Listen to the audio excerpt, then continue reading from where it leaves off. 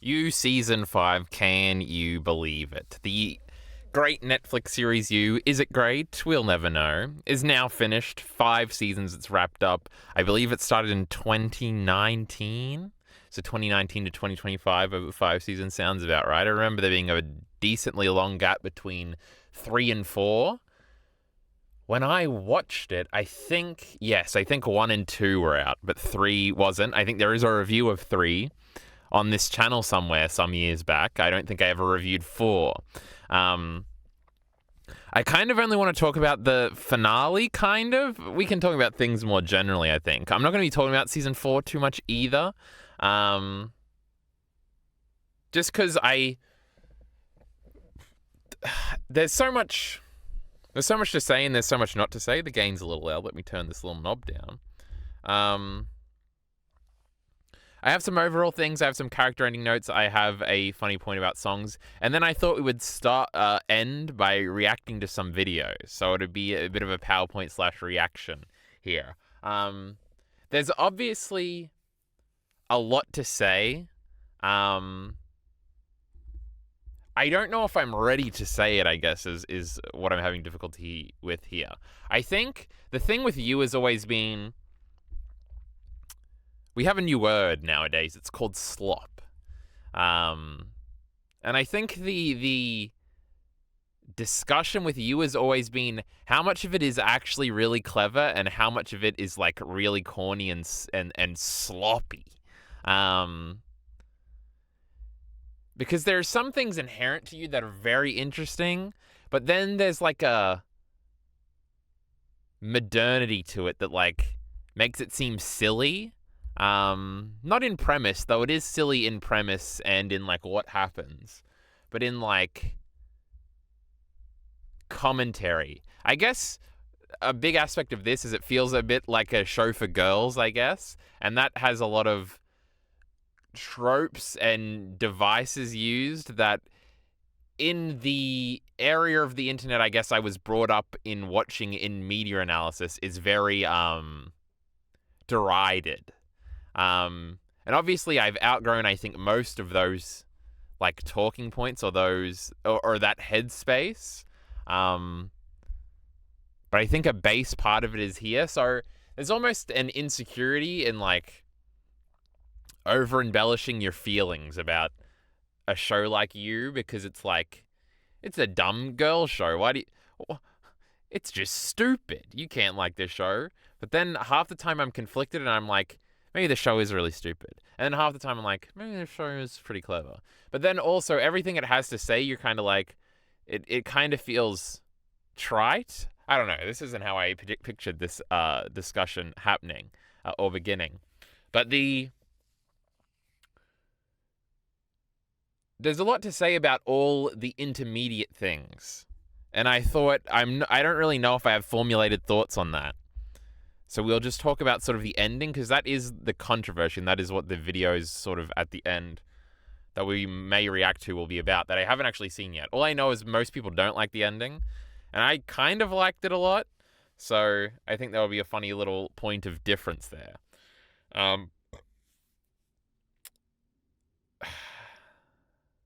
That being said, do we start here or do I start somewhere else?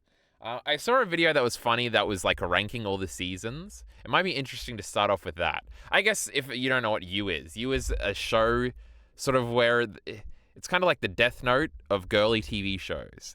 It's about like the bad guy, basically. It's about this stalker like guy and his like wives and girlfriends and victims, basically.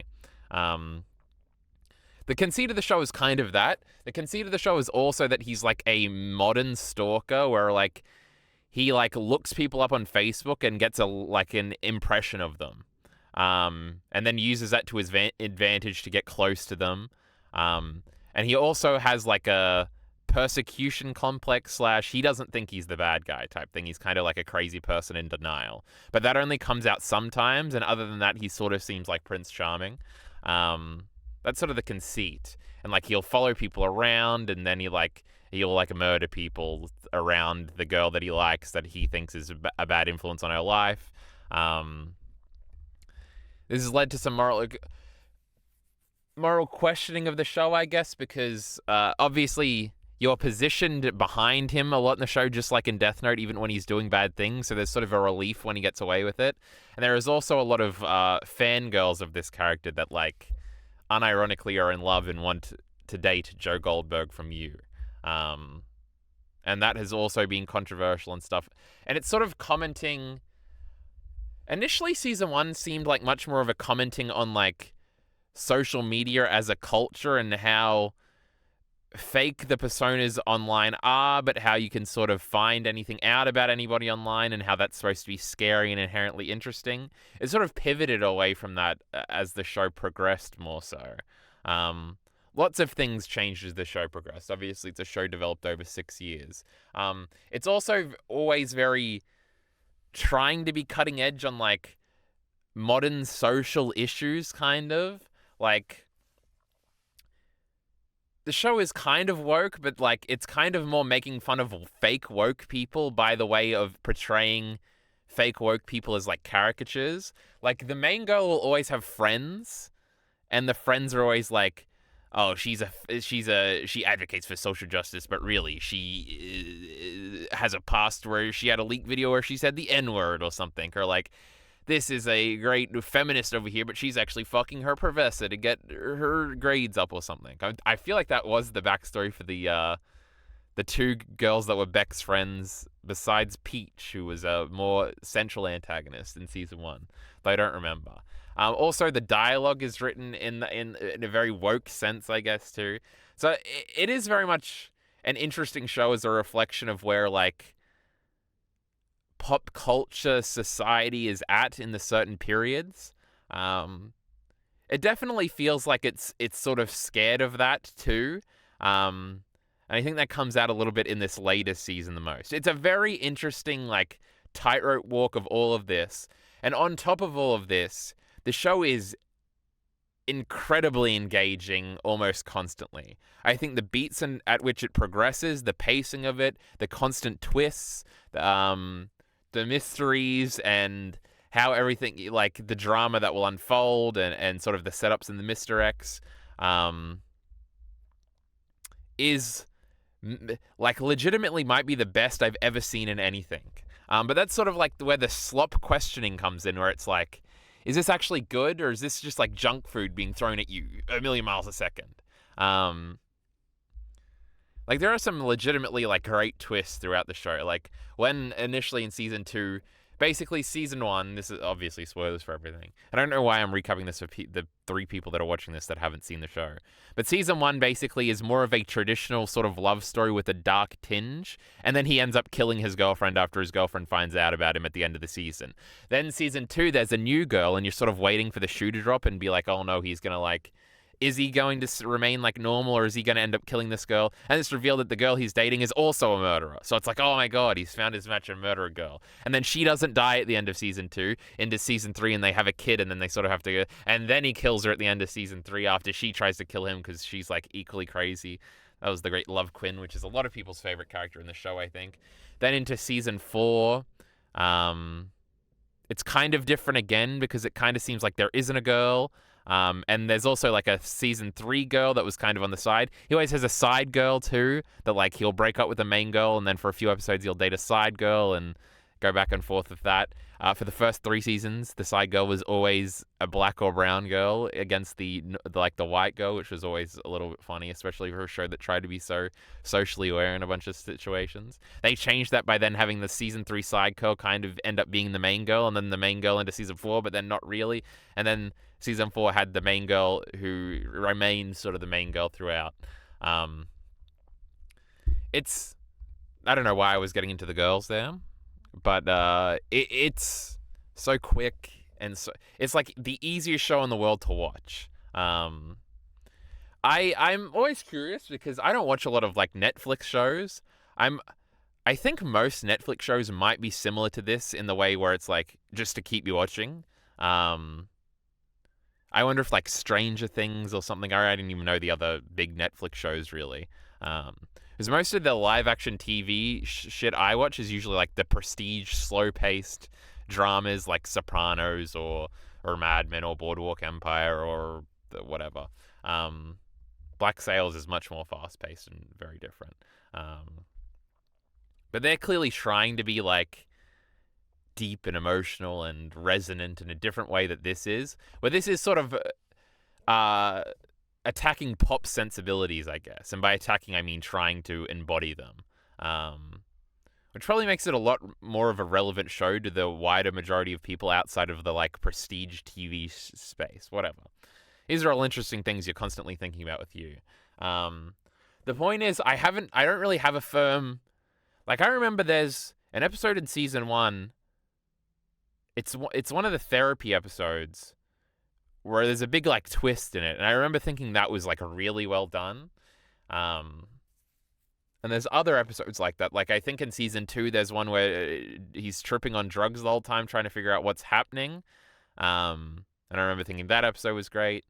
There's like a varying degree of this. There's also some twists that come off a little bit worse than others. Like the season 4 twist is kind of that he's kind of been trying to hunt down this mysterious killer the whole time, and then the twist is he actually was the killer the whole time. He just didn't realize it because he was like dissociating or he was on pills or something. And that's like, okay, that's like a bit of a bad twist. Or some of the other twists were more interesting, like the girl actually being a murderer too. And there was other ones in season 3 I can't remember, but anyway, the show varies, I guess. Maybe that's the point of this early monologue I've been going on, is it's very varied and it's hard to get a read on firmly. And I would like to go and rewatch it at some point. I don't think I'll do it relatively, like, that's definitely a girl show. This is definitely a show, not in a different sense to the way I've been saying the whole time. I think it's more like, a show you could easily rewatch with your girlfriend or something. So we'll save it for that rainy day. I guess we should get into the actual season, because I didn't want to talk about the show overall. I kind of just wanted to talk about this. So, overall ending thoughts. While watching season 4, I had assumed it was the last season. So the resolution of that season surprised me quite a bit, only to find out that we were coming back. This is true. I thought, like, the resolution of the show was, like, he got away with it and he married, like, the richest girl in the world and he gets to go back to New York and his name is cleared. It was only after I finished that finale that I looked it up and season 5 was coming. Because I feel like before that they had said that season 4 would be the last one. I just wasn't keeping up with the news. I also watched season 4 relatively late. I'm pretty sure season 5 only ended at like a month or 2 ago. So I'm pretty relatively more contemporaneous with the last season. And I remember being like massively pleasantly surprised that this was like a bold choice to end it, to not have him be punished. Obviously that wasn't the case, because in season 5 he does get punishment. But I remember being kind of happy that that had happened and being like, well, that's a very interesting take that I didn't see coming at all. What a twist. But that wasn't the case. But always before that and then after that, the question of how this show ends is always been a big one, which I have written down here a little bit. The how does it end question is almost inherent to stories with morally dubious protagonists, and I was oddly okay with him kind of getting away with it, like I just said. It's basically the strongest conceit of the series, the antagonist lead position gig. This is true, so you kind of have to figure out like how the story's going to end. Now, there are other shows, obviously, with sort of more morally ambiguous protagonists, like Tony Soprano or Don Draper or Nucky Thompson in Boardwalk Empire, or even Flint from Black Sails.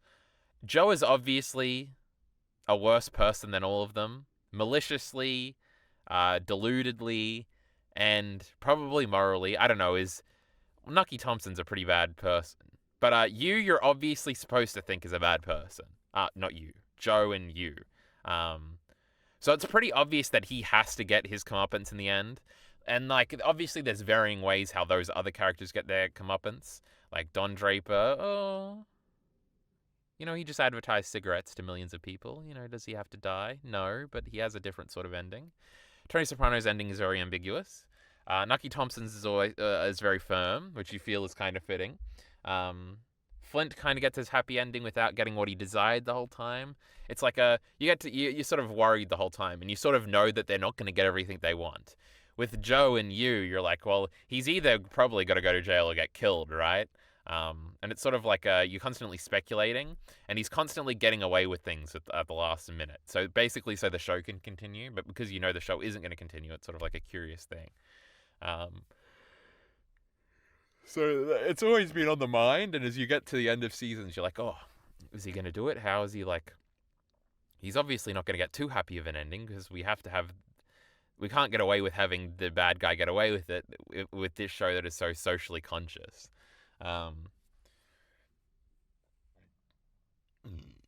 Gross. Turns out he goes to prison and no one thinks he's the good guy and he's exposed to all. True, this is how the show ends. It's sort of, he gets caught, and basically all of his past crimes are coming to light, and like, obviously he's kind of delusional throughout the show, so he thinks that he's the bad guy, and if people just knew the context, they would think he was the bad guy. And the ending is very much like everybody in the world knows that he is definitively the bad guy, not the good guy like he thinks. So it's sort of like the worst ending for him. He's locked in prison. He feels like nobody understands him. His villainy is exposed to all, shattering his own delusions. I have written down. You are not the victim here. This is yelled at him a few times in the last few episodes. Because Joe, the main character, does have a very like tragic, abusive backstory, with his surrogate father figure and having to kill his father, I think, or was it just his stepfather at some point when he was really young, and then his mother abandoning him to run away with some guy. Like, he has this tragic backstory, but that's not a justification the show wants you to know for all the things he does.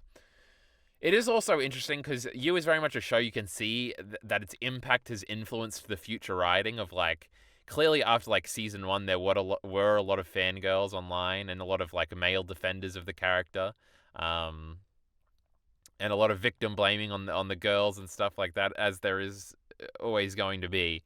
And it very much feels like his future actions are sort of a reaction to that, where it's like, well, now this is kind of like, people claim that in like anime and manga spaces, like with Eren in Attack on Titan or whatever, where it's like, Isayama just folded under the pressure, bro. It very much feels the case with You, and it's very much buyable with You, which is interesting.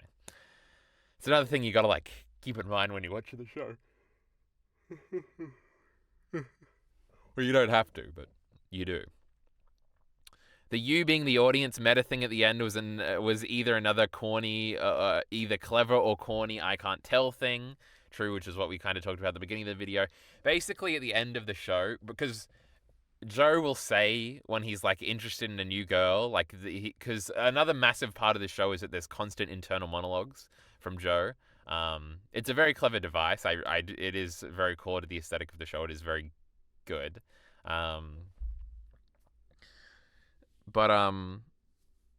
Like, whenever he's monologuing and he realizes he's in love, the music will kick in, and he'll call like the girl You. He'll be like, and that's when You came in or something, and it's the new girl of the season or the new side girl he's in love with or whatever.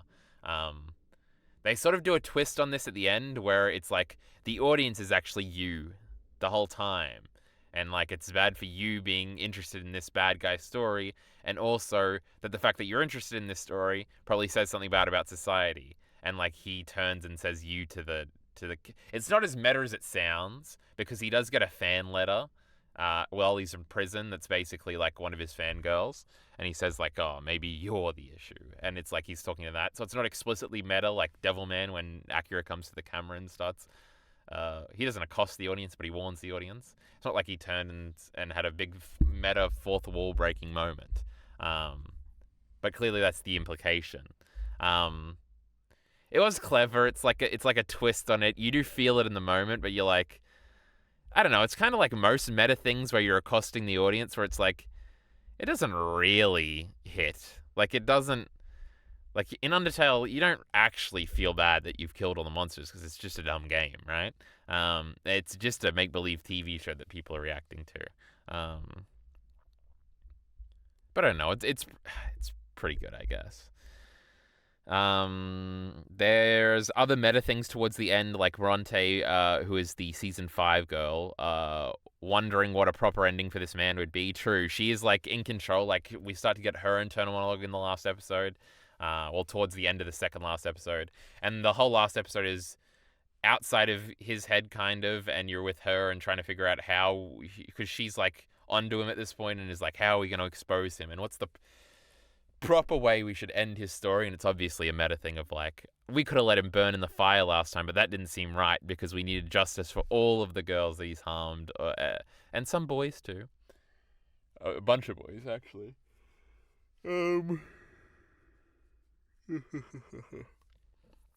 Which is all interesting little meta stuff. I enjoy meta stuff. Generally, to give thoughts on character ending bits here. Ronte being the one to take him down by herself is kinda question mark. A new character, the fifth girl, and also tying her back to Beck. Having the sort of horror movie aesthetic for the finale as well, and the getaway final episode 2 character only focusing thing was cute. It's true, in a lot of shows, especially long-running shows. I don't know. Long-running shows are the best, right? Towards the end, you get a bunch of callbacks and a bunch of references to old things that make you feel warm and fuzzy because you remember it. Whether you've watched it over a bunch of breaks like I have with this show, or you've binge-watched it all at once, it's going to feel like a long time since you've seen some characters. So when old characters start showing up, it's pretty great. When old things are referenced, when old things are mirrored, when old things are paralleled, when old things are called back to. It feels great. So there's a lot of that because it is 5 seasons. It is the 50th episode. And each season kind of has a relatively different cast of characters. So there's a lot to call back to and from.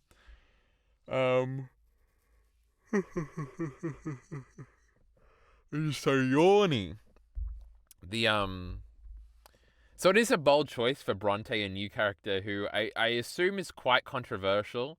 For her to sort of be the focal point of the last episode with him and be the one to like take him down, and it not being like Kate or any of the other girls, etc., is an interesting choice. That they all kind of work together.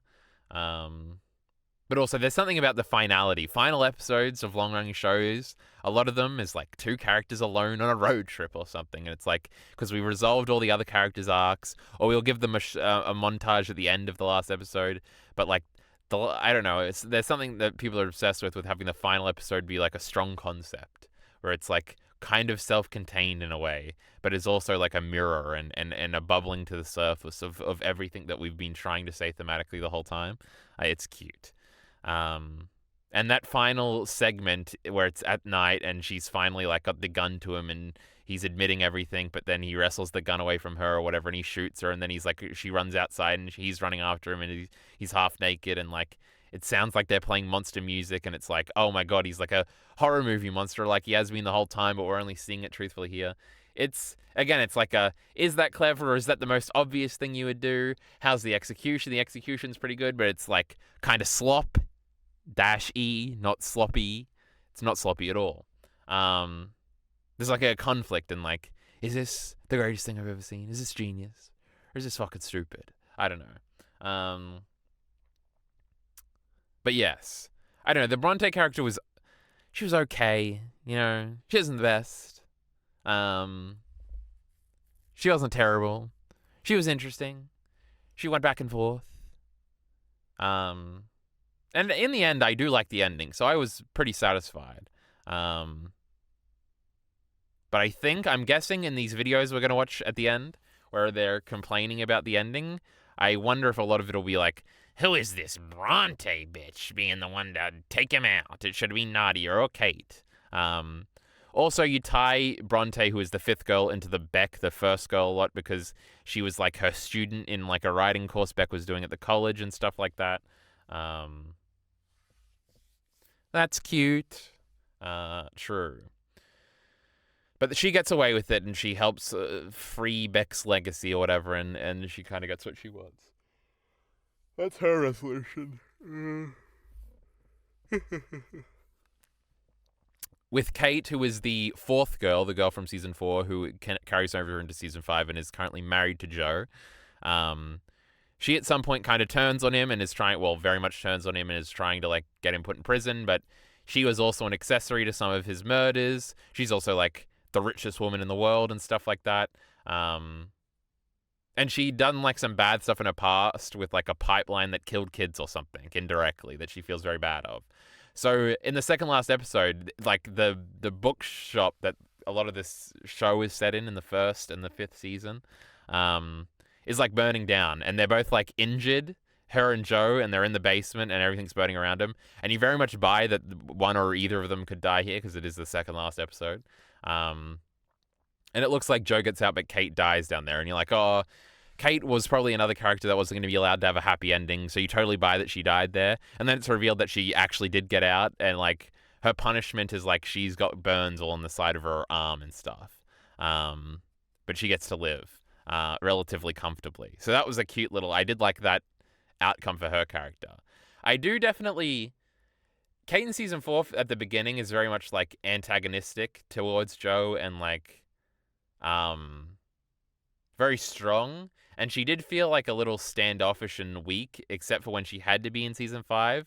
Though I don't remember her characterization in season 4 too perfectly. So I couldn't tell if that was an issue or not. But anyway, Kate is very well performed. It's a good character. I like that character a lot. And I thought her getting a nice ending, I was happy, you know. Woohoo! She's needed some sort of punishment by the narrative. She got through it with the burns. True. Nadia is freed and gets to write about it. I said the wrong right there. I'm a genius.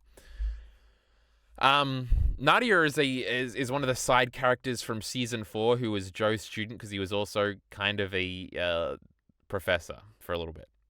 The show's wacky, right? I really like the performance. I really like this actress. I think she's really good in all of her scenes. She was really likable in season 4. Then she sort of gets framed for all the murders Joe did in season 4 in London. And like there's a 3-year time script between season 4 and season 5.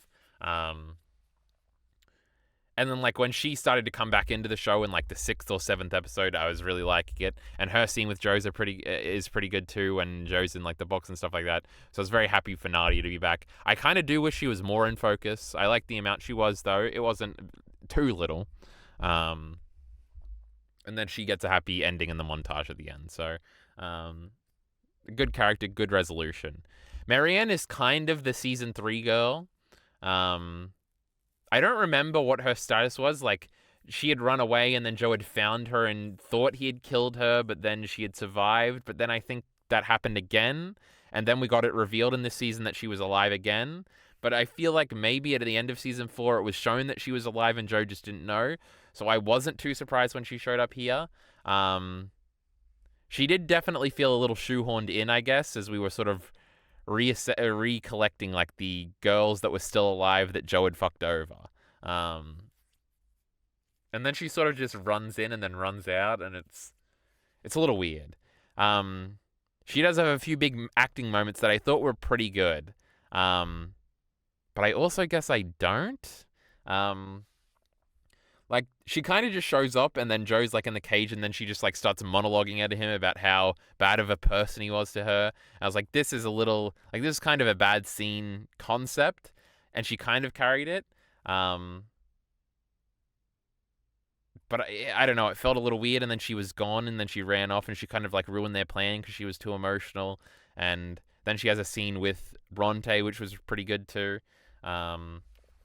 But a lot of Marianne's character very much felt like the moralizing character where it's like, and guys like you, Joe, you ruin women's lives and stuff like that. And it felt like a little too on the nose and a little too much like the show trying to cover its own ass of being like, and that's not what the show's about, guys, you know? Joe's bad. Remember that Joe's bad. And it feels like a little like, you don't have to monologue this at Joe, to like the girls around him. Like either he's going to know it or he's not going to buy it. And like the girls around you have already all also been through it. So it's like weird. She's also like the biggest victim, I guess, of the show. I'm very invested in her being a good or not good actress because she is the lead in the new Naughty Dog game, which is something I'm very much looking forward to. She's also Nora in The Last of Us Season 2. She's not Nadine in the Uncharted movie. She's in a few other things that I can't remember at the moment.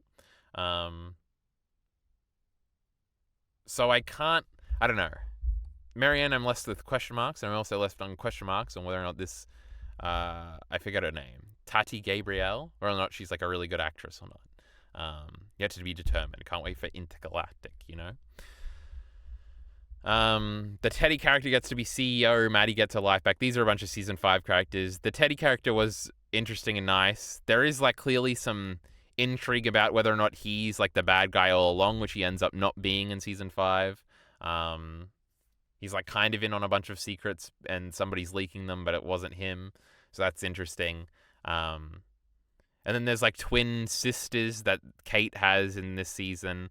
They're both played by the girl that plays like the third love interest for Don in season 4 of Mad Men, and I recognized her immediately. I feel like I recognized her from something else, but I couldn't place it. It's very funny because they have the one actress playing both twins, and they're like polar opposite personalities, and it's kind of cute and interesting. But she also gets a very happy ending at the end, which is kind of funny. She is very emblematic of the type of character you likes to have, where it is a very over the top, like bubbly girl that's like crazy, but like way more crazy than she would be in real life, and it's like some of the life zest of you, I guess. That's kind of all the character wrap-ups, because I know the next one is about the songs soy. I feel like there's other things to say that I'm not saying, but I can't necessarily think of them off the top of my head. Kate is left with like Joe's kid from his first wife / the second girl love, which is interesting. I do like his ending where they're like speculating about whether or not he's going to be a crazy killer too, because he's obviously had a lot of turmoil and now he knows that his dad is like this big serial murderer. He does turn on his dad in the last episode where there's like a call set up over a thing where he's like, and Dad, I think you're the bad guy, and Joe has a big breakdown about it. The final shot of him like looking at Kate or his like adoptive mother's arm and seeing all the burns, and that like being reflective of like toxic malehood, I guess. And it seems like he's internalizing that and like vowing never to be that. That was very cute, and it was communicated with just like a look. So I did like that ending. Anyway, I was pretty satisfied with all the character wrap-ups. I feel like I always have been with each season, so this was not like out of the ordinary for me. So I'm curious when we get to this part,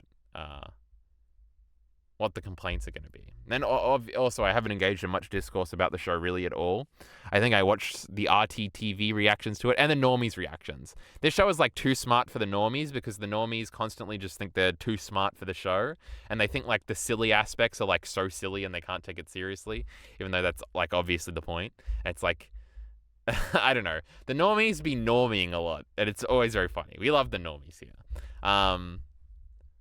But it is incredibly funny where a lot of the times they'll think they're way too smart for something, but it's obviously a sign of like a lack of intelligence that you don't like, you can't enjoy the goofy thing. Like it all has to be realistic for you, or you can't maintain suspension of disbelief or whatever. But that's like a big issue with a lot of like critique culture on the internet, is that they think like being tonally consistent is like the end all and be all of everything, which you very much isn't. So towards the end, so this is probably like, I did a bunch of tweets about this. Easily, I think my favorite moment, maybe of the whole show, was them playing Vampire at the end of the second last episode. And then them playing Happier Than Ever and Creep in the last episode were sort of echoes of that. I got the adrenaline pumping when they started playing Vampire at the end of the second last episode, for a few reasons. I don't know. Media is about getting these types of moments, though, to me. It's like the best part. It's like when the adrenaline starts pumping, because you're like, oh my God, this is resonating right now. This is crazy. In my tweets, I talked about other recent examples, like the two examples I made my Narrative Destiny video about, the second last episode of Madoka Magica, the ending to that episode, and sort of like, oh my God. I was like, what's her name? But it's literally Madoka, you fucking idiot. Her making a stand finally at the end of episode 11, and the ED kicking in too early. Taiko standing up at the end of episode 3 of Die Buster. Then there are other ones towards the end. This is the last episode of Die Buster, I think. Just like these adrenaline-filled moments where you're like, oh my God, this is like so perfect in the moment. And you're like standing up and you're like, this is fucking crazy. I had a moment with like that when they played Vampire in this second last episode, for a few reasons that we'll get into. Um, Vampire is obviously a very popular song. It is literally a pop song, by Olivia Rodrigo, which is kind of like a sequel to her driver's license song. Both of these songs are like, I don't know musical terms, right? Are like power ballads is what I'm gonna say, about like toxic guys and like getting over them and sort of the heartbreak of them. Um, and obviously that applies pretty directly to the themes of the show about how there's this one toxic serial killer guy that like gets in your head and isolates you from your friends. It's like all of the bad male toxic stereotypes turned up to 11, like the victim complex, the savior complex, the uh, segmenting you from your friends, making you believe in them and no one else, gaslighting, lying, cheating, all these types of things all into one, and like being disrespectful to your feelings and all this stuff. And obviously, a big power ballad about that is going to be negative towards that. So it resonates on that layer, especially because it's as the building is burning down. And it starts playing right as Bronte makes the decision to get Joe out, after she assumes Kate is dead. And it's right after you have the scene with Marianne and Bronte where, like, they're having the conversation about how, like, how manipulative Joe is and how he makes you think you're, like, smart when actually he's playing you, and you end up feeling stupid, but then you think he can't be playing you because there's no way you're that dumb. And sort of the cycle in there. So a bunch of the lines from this song, all of the ones I have written out here, like, almost perfectly fit. I even have that written down here. Fits so well it might be intentional, but probably not. Or it's like, there's no way they wrote, like, some of these scenes just so they could tie it into this song. The other thing is, like, when you're a creator, and I know this even from my limited experience making YouTube videos, putting a song you like in a thing is, like, the best part of life. It's like, oh my God. It, like, fits, even when it doesn't fit. I've done that in videos a million times where it doesn't fit at all. I played Carrickfergus, or whatever that fucking Irish song is from Boardwalk Empire, in the Mikasa and Eren love part of my big Attack on Titan ending video. It makes no sense to be there, but it sounds like a sad, powerful song, and it's like a sad, powerful love story. But there are times where it will, like, fit, and it fits so perfectly here, and you like, kind of get the what do you call it when you're experiencing emotions from somebody else, like the euphoria of that. There's a word for that I use all the time, but I'm forgetting now. Not the subconscious, the biconscious, the living through, the word for that. Plus it works here because it's literally one of the most popular songs of, like, the last 5 years, so it's like going to resonate on a massive wide scale. It's also a statement that the show can get this song and use it like this, and it makes the show feel culturally relevant. But it's another thing, like what we've been talking about the whole time, where you can't tell if this is, like, the corniest thing ever to use a very popular pop song that's kind of vaguely related to embellish your emotional moment at the end of the penultimate episode of your entire show, or if it's, like, genius because it all fits so well. Anyway, it's like a crazy moment of resonation, and music will always help in those moments, especially lyrical songs that are unattached. Pretty spectacular moment.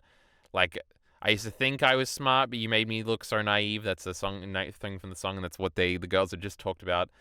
Bloodsucker, fame fucker is a famous line from the song too. And obviously, Bloodsucker references vampires.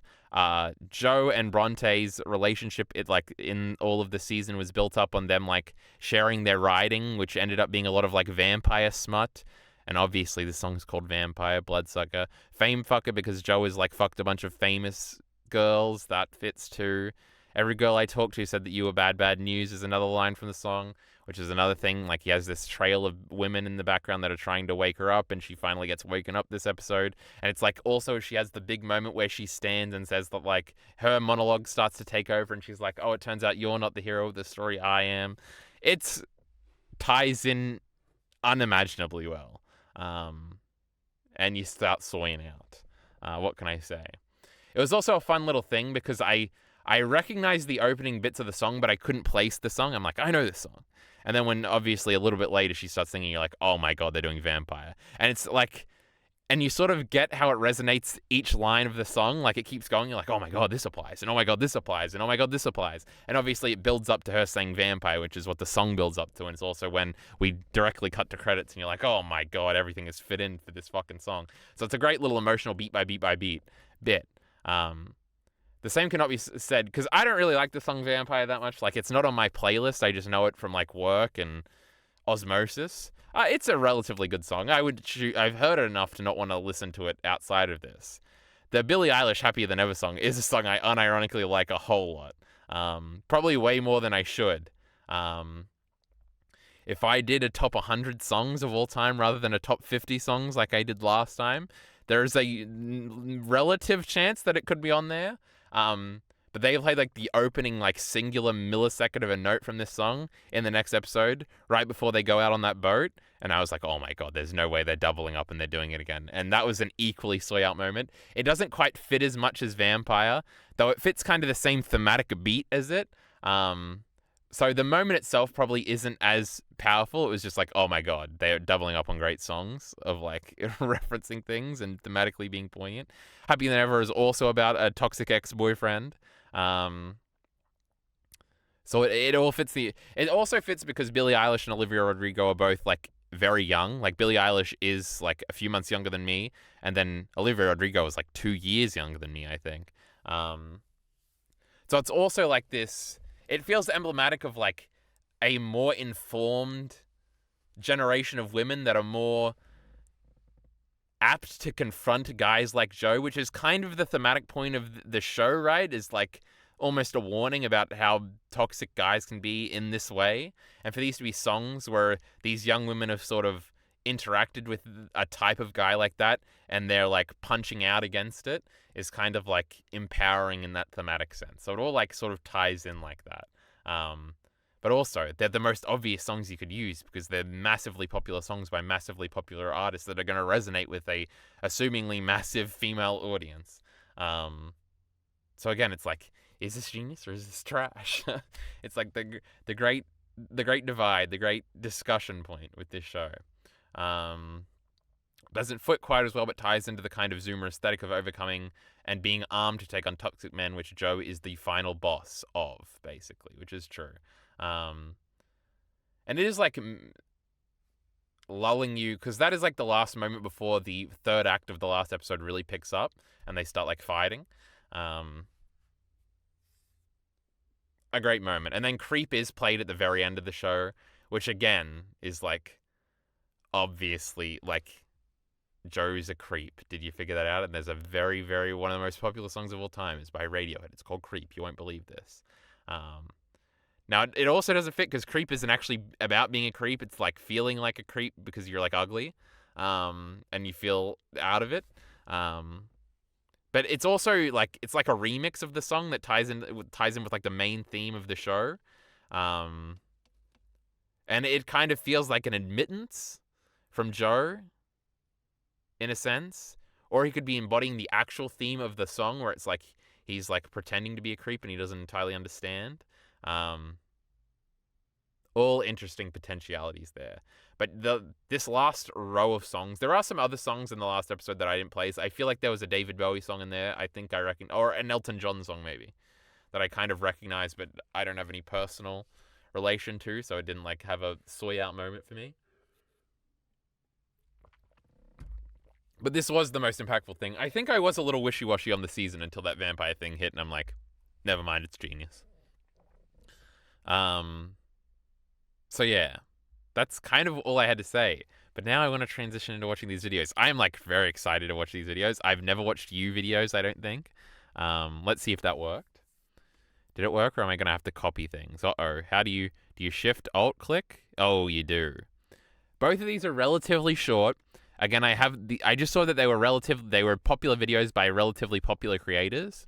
And that was my metric of like, well, it's probably an okay video to watch.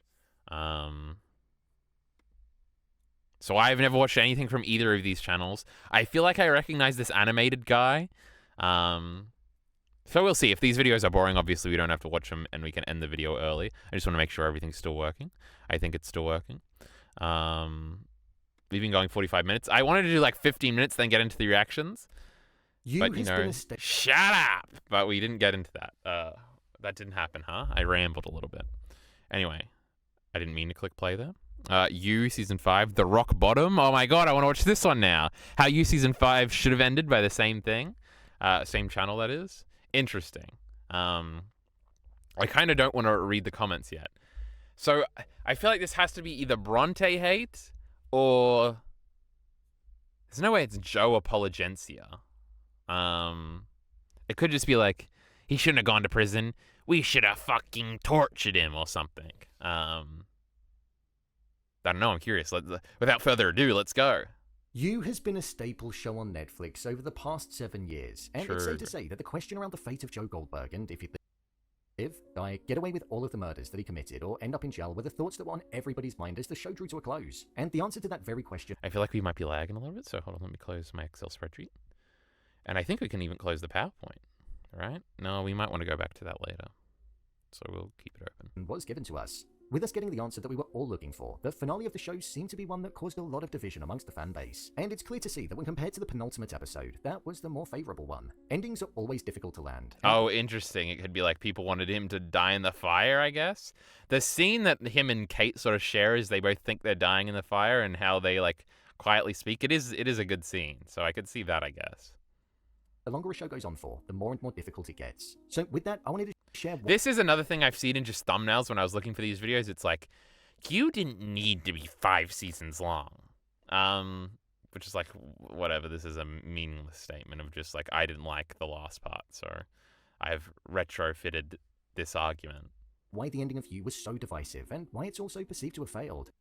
Here is why You... Okay, so this isn't even a, like, Is this... I feel like we're lagging pretty bad.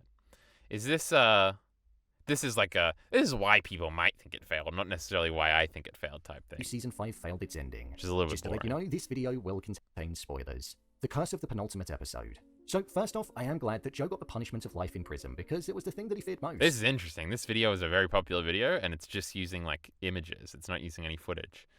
Him dying would have been like a way out for him, hence why he begged Louise to kill him. So with it concluding with Joe being alone, rotting in a cell, reliving the memories that he wanted to forget, it does feel poetic. However, the penultimate episode of the show was just so good, and the climax that it was building towards arguably felt more in line with the character than what we saw in the actual ending, with him becoming negligent. Plus, I'd also say the climax of this episode felt more in line with the pacing and rhythm of the season. There were some real great moments in the penultimate episode, like the conversation that happened between Marion and Louise, which ultimately made Louise realize... Okay, I talked about this scene a little bit and how I couldn't tell if it was good or not. This is kind of a boring point, I think.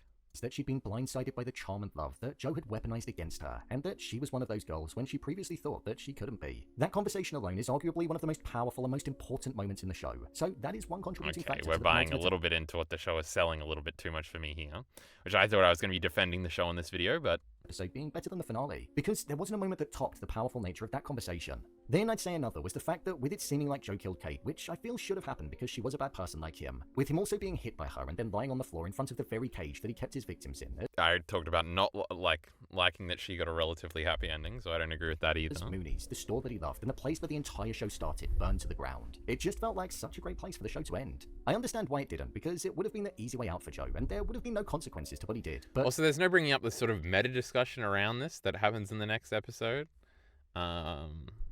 which I think does a long way in justifying it continuing past that point. My god, that would have been poetic. I also think with Kate, Marion, and Nadia all being there, serving up a bit of justice too, he was faced with the people that he'd wronged, and it just felt so right. Louise had to survive and be the person that put Joe away, because if she'd have died and he got away with it, it just would have felt wrong. But because the penultimate episode was just so good, one of the best that the show has ever made, it just made the ending feel that little bit weaker, which is a real shame. Where was his mother and half-brother? I've seen a few people speaking about the fact that Joe's mother... So is this going to be a bunch of, like, loose ends they didn't tie up? Like, I didn't... there was a thought of me that, like, oh, it would be a very U twist if his mother showed up somehow. In what show did that happen, where, like, the mother showed up out of nowhere? I think I'm thinking of Revenge, the show. It's funny. Because it's always, like, Revenge would do that a lot, where a family member would show up that we thought was dead or that we had never heard of before. I don't know. I don't know if I this would have wasn't been featured in good. the finale. Throughout the entirety of the show, the importance that Joe's mother had on his life was always at the epicenter of the core values of the character, and she was essentially one of the largest reasons as to why he had these abandonment issues. He killed for her because he thought that he was protecting her, and then she abandoned him because she was basically afraid of what he was capable of, and instead started another family that he wasn't welcomed into. This was the very thing that shaped Joe as a person, and was his biggest fear in a relationship. And with us seeing flashbacks to Joe's childhood all throughout the show, it felt like it would have been right for Joe to finally come face to face with his mother after all of those years, especially when he was on the cusp of being caught, or if that trial that we didn't see did end up taking place. Seeing Joe Goldberg having to enter a place in his mind that he'd suppressed and tried to forget about so many times, coming out in... Why are we lagging so much? What's happening here? I don't want to... I will switch the internet, which means I have to do this for a second, because I don't want to leak the internet. Hold on. Though even the other one is pretty bad. Yikes, chat, yikes. Though everything is lagging, this is annoying. Why won't things just work? in front of a public audience, it would have made for some powerful viewing. And if his mother were to be there, or even if we found out that she died, seeing Joe's reaction to that would have also probably been something that could have been explored. We saw how bad he reacted when he was in the cage on the livestream when he brought up Ivan Mooney. He cracked in a way that we'd never seen him crack before. So it's a real shame we never got to see him act like that about his mother. This was not something I brought up, but there was a big thing where like he was failing to keep up like the mask of like sanity a lot in season 5, which did feel a little cheap to me, I guess, where it's like he's like losing control so he can have these moments of like weakness in him, so we can like all understand that like he's a bad crazy guy.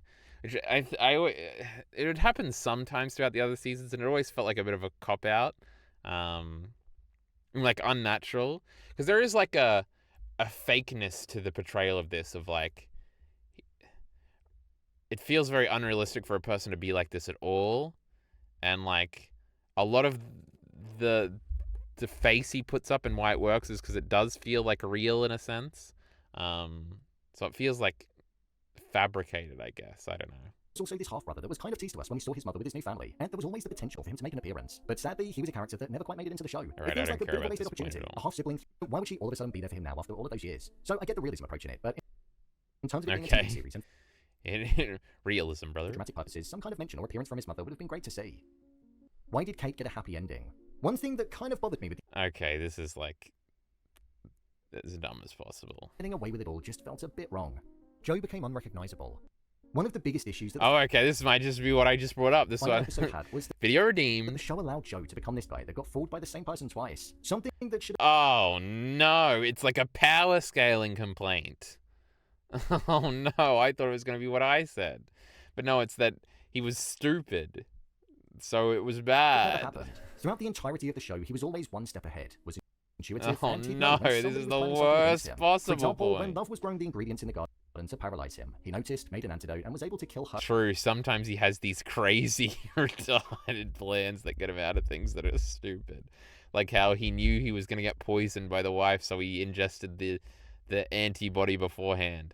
Or how he like cut himself and put a key secretly in his arm so he could get out of the cell at the second last episode. Her instead. With It's very Louise, funny. it was right there in front of him that she tried to catch him out originally due to being a catfish. And then, okay, she did actually end up falling for him, but I feel like Joe was always way too smart to be fooled. So the moment she changed her mind, he should have seen it. Unless she I mean, was... there is a bit of awareness right before it happens in the last episode that like this seems too good. He even says that to himself. his one true love, and he was actually blinded by it, which I would be disappointed in because they definitely weren't the best match out of all of his love interests. There were just too many True. The justification is she's the real love, which mistakes is from Joe in the yeah, end, it's such as simple. allowing Louise back into his life, not seeing that she was playing him, and also thinking he killed her when he actually didn't. It just felt a bit out of character for him, and his demise felt much more real with the situation that occurred in Mooney's in the previous episode. Being caught by surprise after thinking Kate was dead, the panic of the fire distracting him, and then potentially dying on the floor where the entire story began. That wouldn't have made Joe seem dumb and out of character, because that exact situation had happened before. Okay, these are like terrible internet critiques you've heard a million times. Out of character, character assassination, all the same. So we'll move on to this one, okay? Okay, so like you ever This video is going to have a lot more movement, I think. So if we're lagging as bad as I think we might be lagging, it could be even worse now. Let's close these fucking documents, huh? You know, we don't need these right now. We need to free up some brain space in this. Hey, come back here. I'm trying to delete you. Okay, this one's a bit longer, so we'll see. The last video was not very good. Really like a show. It starts out so good. It's got everything you want. And then you just kind of slowly watch it mutate into this, like, unwatchable monstrosity. That's how Oh I my felt about god, Riverdale. I already complained about this talking point. I'm a genius. I know what everybody's gonna say before they even say it, because everybody says the same fucking shit. Now that's how I feel about you. But what, me? What did I do? So season 1 of You was Funny like really joke. corny, right? But like I loved it, man. It was just the exact right True, he's bringing up the same thing I brought up about how it's corny, but he likes it. kind of corny We for have me. the same insecurity. Also, this is a big channel with 1 million views. And as the seasons went on, like I feel like the show got a little worse. Season 2 was fine. Season 3 was like a logical continuation. I feel like most people say that like season 2 and 3 are like the best ones, right? I don't know. I think it's pretty consistent. If anything, I probably do agree that the first season is the worst, just because I think Beck is the worst love interest character, like the least interesting one, and there's the least amount going on. Of season 2. Kind of corny for me. And as the seasons went on, like I feel like the show got a little worse. Season 2 was fine. Season 3 was like a logical continuation of season 2. And then they just like reset the entire show for season 4, where like love is gone and Joe fakes his own death and he gives his son to a different family and then It's goes not off to really London true. by himself. The show probably should have ended with season 3 because like having both of them go out in a giant fire would have been a great poetic ending. Even the very end of season 4, like it could have worked as a decent ending, I guess. Although now that I say that, like back in my season 4 video, I said this. Like I thought they were gonna tell us about how whodunits work and then twist it all around somehow, right? But no, it's just exactly that formula. Like in a weird kind of way, there are 0 twists this season. Oh, wasn't I just adorable back then? And then the big twist ended up being Not really true at all. that all this was made up in his head, and actually he was the killer the whole time because he had split personality or whatever, which I personally think is so dumb. Like, we're going along with this mystery of who's doing this and how and why and whatever, and then turns out none of it mattered because it was actually Joe sleepwalking or like whatever. I always think twists like this are so stupid because like the show is just being like, hey, look at you getting emotionally invested in all this stuff that wasn't even real. I did kind of complain about this, but these are not the reasons. Idiot. But then the end of the season is Joe getting with Kate, and Kate has some dark messed up stuff in her past too, and so she's like cool with Joe being himself. And you don't have to run away. You can be this. What do I need to know about your past? I've killed people. She had also done bad things. We all have something bad in us. Not this bad. But we decided we could leave our pasts behind. We keep each other good. Two messed up people in a relationship with each other. Good thing this always works out. But so in season 5, they go back to New York. Kate is like a billionaire, right? So she pulls a few strings, Easy bakes a couple ovens, Nickelodeon some gack, you know what I'm saying? And now Joe has his identity back, he has his son back. He's the doting house husband for Kate that has the whole business world talking. One Vanity Fair photo shoot holding your wife's purse in the world. When I saw the length of this video, I'm like, this is going to be 50% recap minimum. And we're tracking for that, so. Idealizes you. The adoring, supportive partner to the high-powered, successful woman, everyone's favorite couple. Changing the world together. It's a bit much, but the world loves a good love story. So the cast of characters this season, as an extension of last season, is probably the least interesting group of characters maybe ever. Like most of the season is about Kate, her half-sisters who are twins. It's almost certainly not true. It's definitely better than season 1. I don't know, I feel like I like all these characters. Her Uncle Bob, which is also the name of one of my cats, and there's this other secret half-brother, and they're all fighting amongst themselves about who's going to be CEO of the dad's company. Reagan, her half-sister, and Lockwood Corp's CFO. Reagan has been top of her class from preschool to Wharton. Started out in Lockwood Corp's mailroom to prove she didn't need nepotism to get ahead. A story she no doubt planned to tell when she accepted the CEO job. Never saw Kate returning as daddy's chosen successor. This is all about as boring and pointless as it sounds. Pretty sure this is kind of like not at all why any of us are watching this show. But like this right here is one of my biggest gripes with the last season. It's just like there's no fun, interesting, or likable characters at all. Like season 1 is mostly about Joe and Beck, right? But then remember there's the whole side plot with like Paco, and like you get to learn a lot about Joe because of how Oh he my viewed god, the Parko stuff. Yeah, that was the good stuff. and helps Paco with his family troubles because they mirror Joe's childhood. This is what I feel like expecting likable characters in you is kind of like crazy, right? It's one of the biggest reasons why Joe became this sympathetic psychopath. Like, yeah, he's crazy, but he has this consistent internal justice, like, morality thing, right? It made him a very complex character. Season 2 is mostly about Joe and Love, and then there's, like, Love's brother, who I thought was super annoying. But then remember there was Delilah and her sister, and, like, Jenna Ortega's character was really fun to watch because she's smart, sarcastic, you know, no nonsense, whatever. And Delilah's a great character. I loved every second she was on screen. Again, through these side characters having their own That is true. I did like both those characters. struggles that Joe helps with, it made him so much more alive and interesting and complex because he does horrible things, but his reasons are always kind of, like, gray and nuanced. From season 3 on, where they kind of ditched the fun, interesting side characters, and it's just, like, annoying, pretentious people. Like, I guess there was, like, Marion, but she was kind of just one note, to be fair. Especially season 4 and 5, okay? Like, I just wanted Joe to off all these people. Like, just the most one-note characters. Reagan over here is like a literal cartoon villain with zero redeeming anything. Your husband loves me. Your child came out of my birth canal, and the doctor said we might have to make an agonizing choice. You or the baby. That would have been the easiest decision. I feel like the part that she's just so mean is like the point.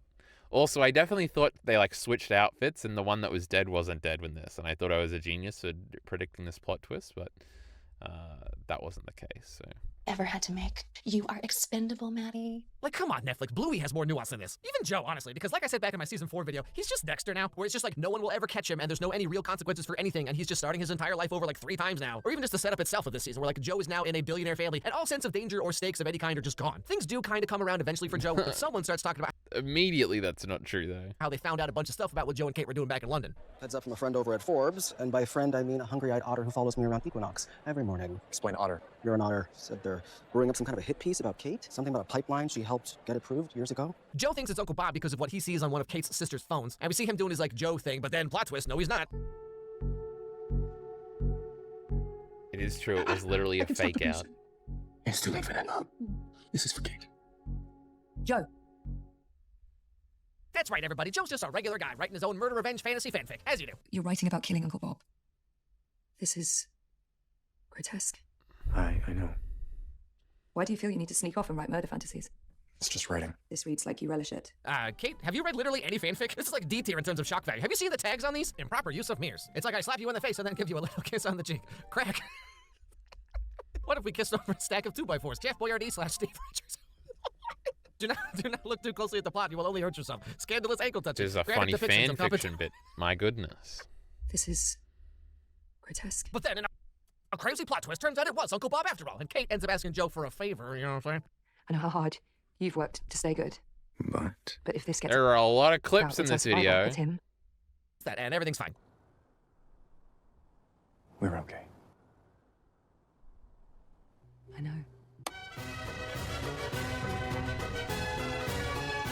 Now, while this has all been happening, Kate buys the entire building that has the old bookstore, like the apartments and stuff in it, and Joe's kind of just walking down memory lane, right? What he notices is that someone's been breaking in.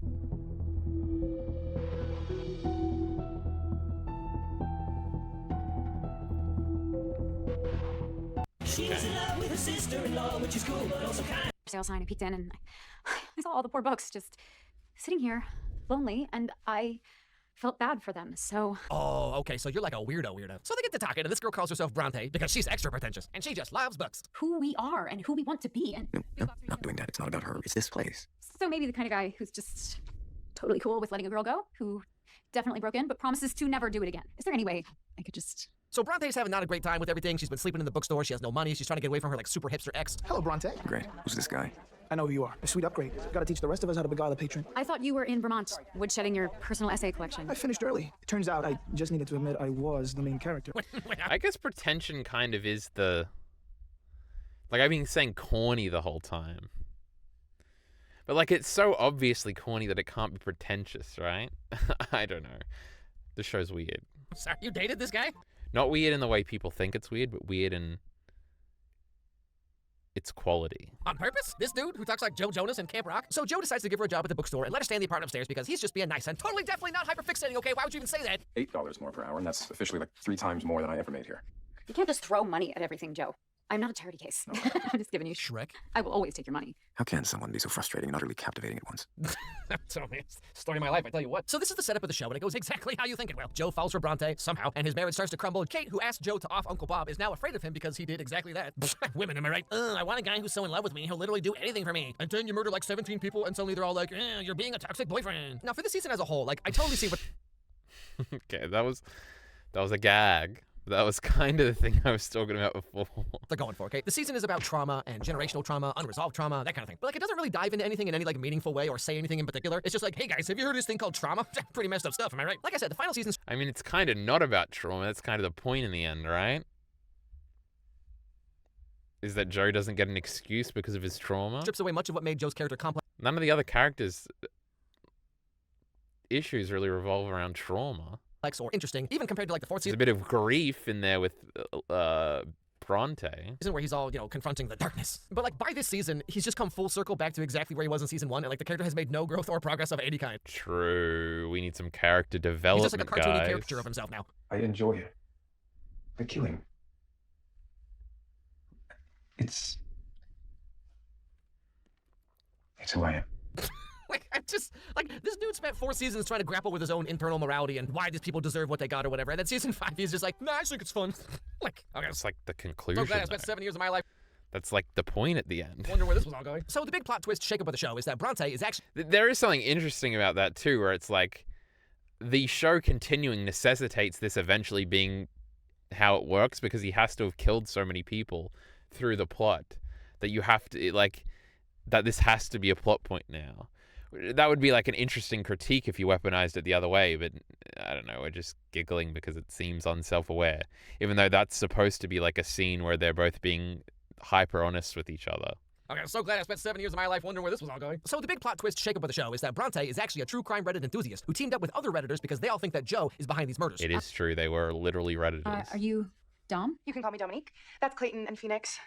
How do you all know each other? Well, Phoenix and I met online. We connected over the fact that both of our families were screwed over by the justice system. And this guy with the commentary YouTuber haircut, this is That's some of that you dialogue, you know, you just gotta power through it. Dr. Nikki from season 1. Remember that guy? This is his son. And also, double plot twist. Bronte went to school with Beck and read the book that Joe put out, and she felt like something was off, okay? Because it didn't really seem like Beck's writing. You know, because like no one's style ever evolves over time. I was reading Beck's book, Dark Face of Love, and there was just some stuff that didn't sit right with me. I felt like maybe Beck didn't write all of it herself. Like, maybe someone else finished it. But you know, it's funny though, because people on Reddit / the internet in general have tried to be like crime solving super sleuth Nancy Drews or whatever, and more often than not goes horribly wrong. Like this hardly ever goes well. But yeah, so all of this with Bronte has actually been one big fake acting thing that they've all been doing, which explains a lot. I talk a big game, but I'm a fraud. I was so desperate when I moved here. You know, I was like, this is a bad video, and then I checked it, and I was like, okay, we're further in this video than I thought we were, so... I fell for Clayton hard. Can't be too terrible, and we can probably finish That it. makes way more sense now that I know it's all pretend, because, like, could you imagine? Now, long story short, the show ends with Joe getting his comeuppance. Kate teams up with Marion from season 3 and Nadia from season 4, and they, like, almost catch Joe, but then Bronte is actually for reals in love with him and helps him run away, but then she changes her mind and realizes that Joe's kind of... Because, like, what other kind of guy would have this many variations of wearing a blazer over a sweater? Like, come on, Joe, you're practically giving yourself away here. It could be that easy. But then the world would never know. Now I'm talking about video creation, not the show anymore. I'm trying to figure out if I'm a hypocrite if I say this. What I was going to say is, like, this type of video making where you're, like, trying to make real points in brackets, not because the points he's making are real, but because you can't make real points about art because art is subjective, etc., etc. And mixing it in with, like, dumb jokes like this is, like, the popular media critique YouTuber, like, playbook. Like, I think of, like, Cosmonaut Variety Hour or whatever. And the thing I always complain about, like, zooming into the footage and making it look extra silly to, like, bolster your point to make the thing seem more laughable than it is, etc., etc. I guess it is sort of like a bad faith engagement with the material through way of jokes, which jokes are almost certainly going to usually be bad faith, I guess. If a joke is true, is it still bad faith in this context?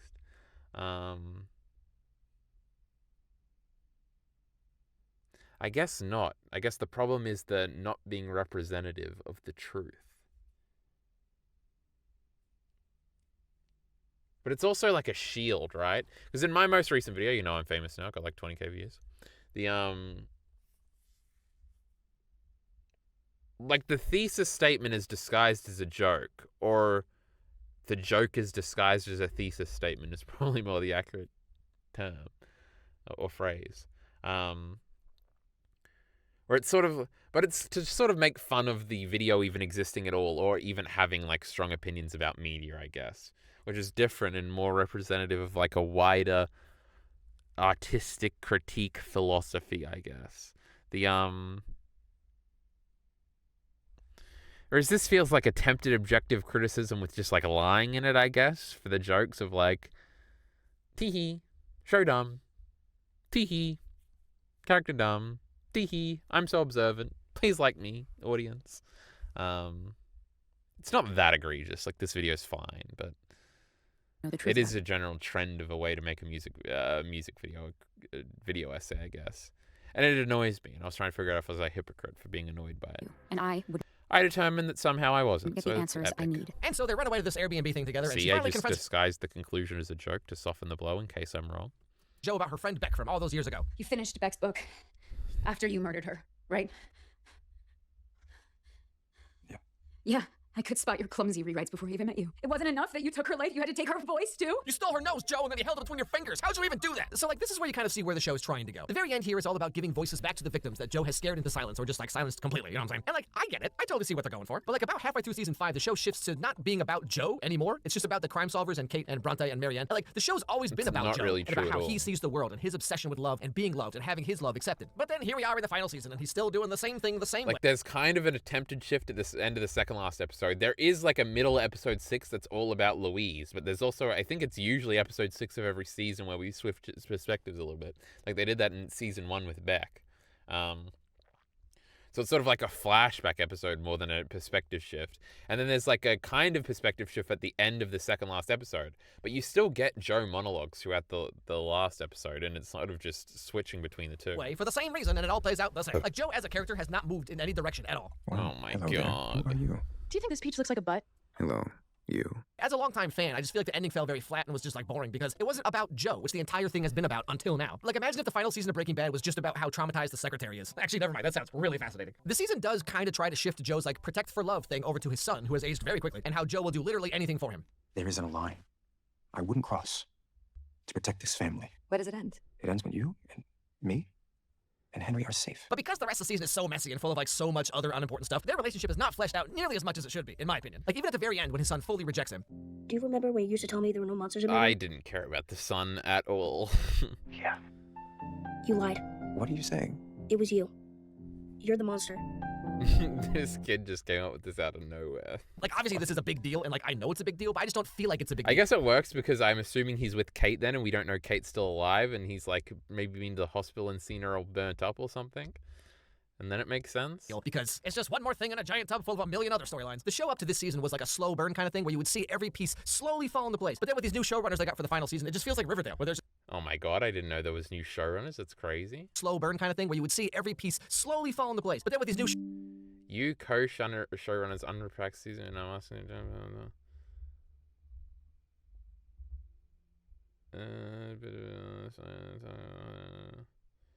this doesn't say that they're new.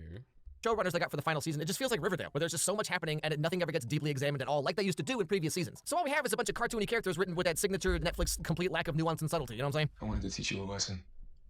Women like you.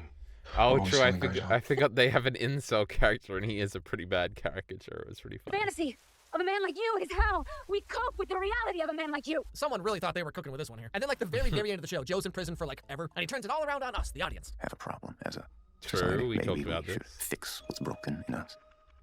Maybe the problem isn't me. Maybe it's you. Man, this probably slapped so hard with the 13-year-old crowd. I mean, like, you know how it is when you have a show that goes on for way too long. Like, I love season 1, and I just love the overall premise of the show, but it really only had Wait, like, I two... wanted to hear him like try and give a critique of that, but he didn't. He just like pretended it was self-evident. I mean, it's like corny, but the whole show's corny. Maybe 3 seasons in it before it became a parody of itself, and that's exactly how it all ended. Basically, my main issue is that they completely just like disregarded everything the show was heading towards, or just like everything that Joe himself was about. The final season's trying to take everything full circle, right? This kind of feels like, like haphazardly like closed off Joe apologettes here, actually, which is kind of funny. The beginning of everything is with Joe. Man, that wasn't what Joe was about, man. He wasn't about killing. He was about protecting the ones he loves. Parents, his mom specifically, and Mr. Mooney. So Joe's story going full circle is not Beck. Full circle for Joe is the fact that he is a parent now, because he has a kid, and so now he is the thing that he has grown up kind of like resenting his whole life. The final season should have just been about him and Henry. They touch on it like just a little bit in the season with like Henry's kind of being a little bit violent, and Joe's kind of wondering like, is that because of me or what's going on with that? But like all of that is actually just for the purpose of Reagan learning about the secret of Joe and Kate. Like when all the stuff, you know, all of Kate's family and her half siblings, and they're fighting over who's going to be CEO, whatever. Like no one cares about that. No one's here for that. We're here for Joe. The show's about Joe. So like I said, Joe coming full circle is him now being a parent, and so all the stuff that like his mom This is did, like I don't know. I feel like you run into these people in every fandom, and they're like the dumbest people. Where it's like, the show's not about the Marley characters. Can we just get back to Aaron? This video game is not about Abby. Can we please get back to Ellie? Actually, this game is supposed to be about Joel and Ellie. So can we not kill off Joel at the beginning? There's other examples. What's another example? You know, I had a third example, but I forgot what it was. You know, and sometimes I just want to look like that. And Mr. Mooney and whatever. It is funny. We're talking about slop again, but like the biggest example of the thing I'm about to bring up is the Pokemon Coliseum and the Pokemon XD Gale of Darkness YouTube videos, where there is thousands of videos that say the exact same thing about how these are a unique Pokemon game, and these are 20-year-old 3D Pokemon games that look even better and have better art direction and personality than the modern games, and it's literally just the same video. It's 15 minutes every time. It's about how it's kind of difficult. These games are crazy, you want to know, because they're about double battles, and it's just the same shit. And like, I feel like this is a video that's like a copy and pasted critique of a million other things that are all terrible, but people just eat it up, right? It's either like, it's like a new audience every time, which seems impossible, or people really do just love hearing the same shit over and over. Or I guess it's like the same philosophy applied to show after show. I don't know. It's just like, this is slop content. Say the same thing about the same thing and get The big views. Whatever, like, now he sees it all from a different perspective. That's the genesis of everything Joe is with parenthood and parent-child relationships. But now he's on the other side of it. Joe's whole thing is about being abandoned and people like leaving him. And like, running this away is completely built on nothing. This is just like pretending what the show is about because it's what you think the show is about, which is obviously what all artistic critique is about. But obviously this person doesn't think this. So how is their internal logic so bad that they've arrived at this? It's just emotionally driven, I guess.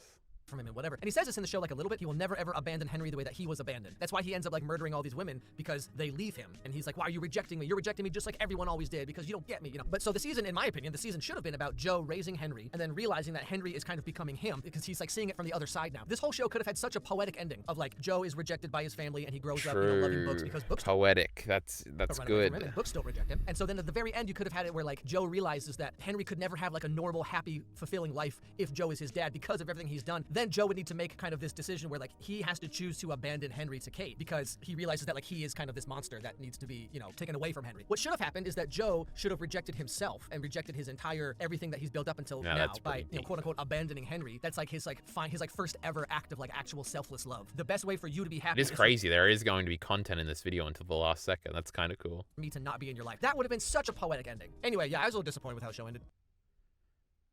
It's cute. There wasn't a 3-minute Patreon thank you at the end. That's kind of cool. Anyway, I think that's where we're going to end the video. Let me go to the last... We nearly did a whole fucking battery on this one. So that was You Season 5. Somehow I did yap for that much longer than I thought we were going to. So, I don't know. There's never another season of this. Maybe one day I'll do a rewatch and we'll have to talk about it all again. I'm not certain, though. So, this is where we might have to say goodbye forever. I guess You Season 5 was good, I guess. That's my hot take. Anyway, support links in the description below. Thanks.